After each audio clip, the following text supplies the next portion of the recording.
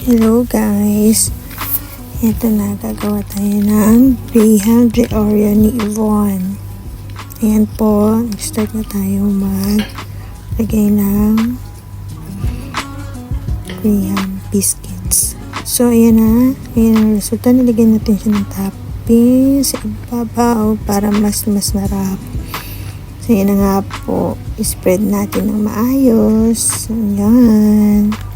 Tapos nilagyan po natin siya ng Oreo. Kanyang pinaka-toppings din po sa loob ang kanyang Oreo na napakasarap. Let's try na. Ayan, sobrang yummy niyan.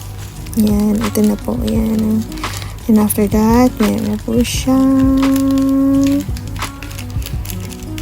Tcharan! So, ayan, ready na siya.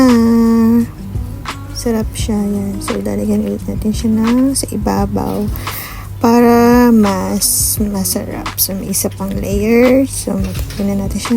Lalagyan ulit natin siya ng Graham biscuits sa ibabaw.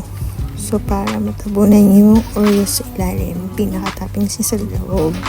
Pinaka-filling niya pala. So, yan.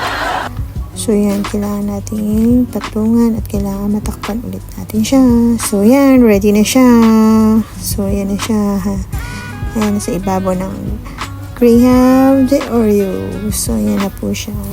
Hindi siya masyadong matamis. Yummy!